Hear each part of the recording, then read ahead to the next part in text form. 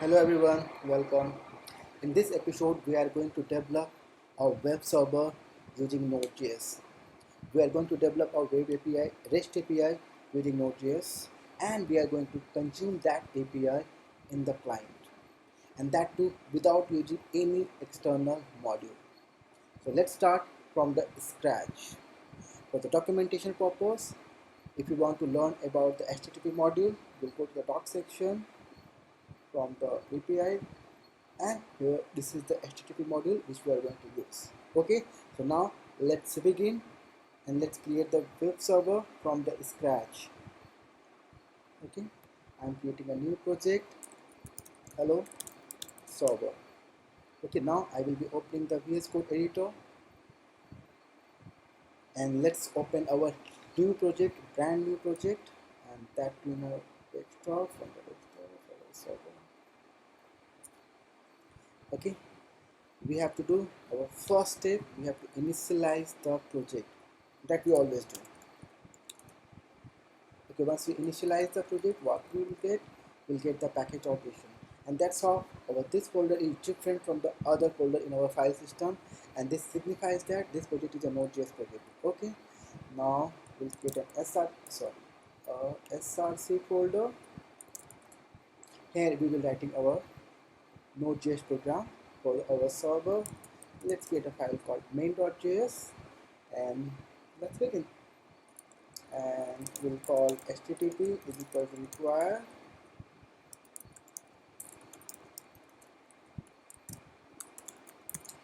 Okay, this is an internal module. Okay, for this module we do not have to install externally by using npm install command. So this http module comes by default with the node.js. Okay, now using http we will be creating a server by using the method http comes with a default method create server, and it takes another, okay, it changes with the another method that's called listen, and we will be listening at certain port.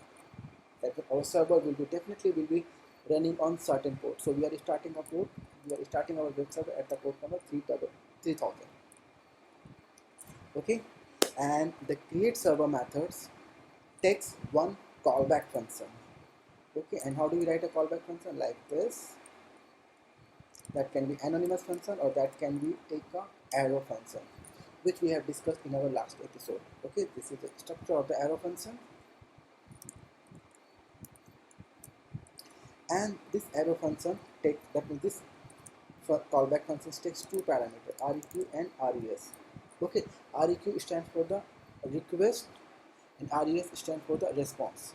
That means req stands for the http request and res response for the http response. The response will be sent by the our server. Okay, and let's use the res, and there are several methods, but I am going to introduce a very simple method called end, and let's print, let's send some output. Output is what? Hello world. And our http, that means client and server are communication using the http protocol, and our http only understand text. Oh, okay, so our this http module only returns what? Only understand text, and we can only return text output. Okay, so what we have done by using the http module, how did we identify it's an http module? We have not passed like our last module like dot slash. So this is the differentiator. So what kind of differentiator, what kind of module is this? It's an internal module. By using the HTTP and using the create server method, we are doing what? We are creating a web server, and that is listing on the port number 3000. That's it. Our server is ready.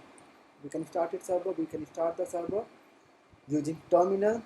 If you don't know how to open the terminal, you can go to the new terminal, or you can toggle the terminal using this, like this, clicking on the bottom panel here. So we can start the server either using src main.js. Okay, we can say that server has been started. How to check, cross check? Let's go to the browser. Let's type here the command localhost 3000, and you can see the output hello world. Okay, if I make some changes here, hello world. Since we made some changes, what we will do? We have to restart the server. Okay, either we can do like this, or we can do the debug. I am using the debug for some reason. Okay, node.js. Okay, now you can see that we are getting a some set of breakpoint, some point. Okay, now let's come here. You can see the changes. And now I'm doing, since I'm running my program in a debug mode, what I want to say that whenever a user making a request, where does the request come? The request comes here to this callback function. Okay, let's cross check. You can see that a request has come here and we are returning the response. So every time we are making a request, where the request is going? The request is going to the callback. Okay, so we are done with this. Now let's return. In real world, we don't return hello world.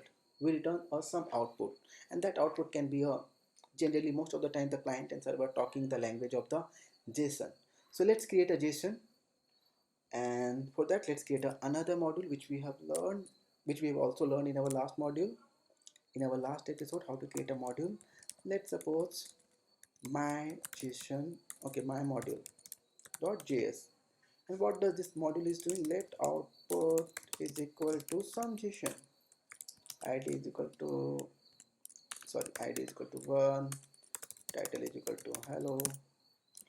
And what we can do, we can export this module dot export is equal to output. And what we can do, we know, can we import this module in our project? Yes. So we are reusing our concepts here. My mod is equal to require. Why I did this, I just wanted you people to understand. Okay, we are using both internal module and local module, and this time we are using what, a local module. And how it is different, it always starts with what, dot slash. What is my module name? My mod. And we do not have to give .js.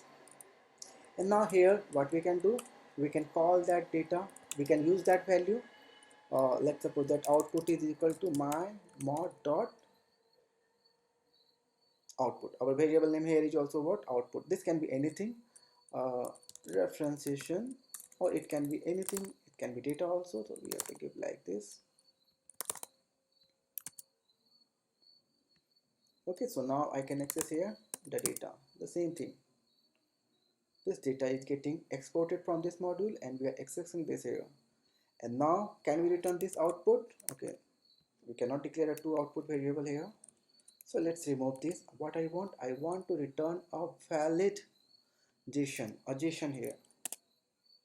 But since our HTTP only understands string, so what we have to do, we will have to stringify the output. Let str is equal to JSON dot stringify, and here's the output. Since HTTP understands only text, so let's return this text str.